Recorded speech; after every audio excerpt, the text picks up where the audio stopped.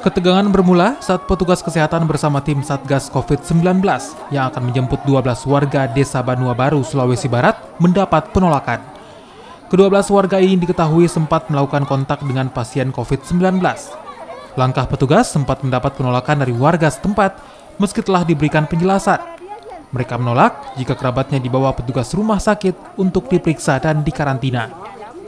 Aksi penolakan ini berujung ketegangan saat warga lainnya mendukung upaya petugas. Tersulut emosi, dua kelompok warga yang berbeda pendapat ini terlibat adu mulut.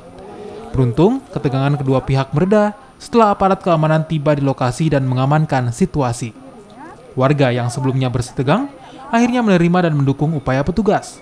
Bahkan, saat 12 warga dibawa ke rumah sakit dengan menggunakan ambulans, terdengar gemuruh tepuk tangan, dukungan dari warga yang sebelumnya sempat bersih tegang.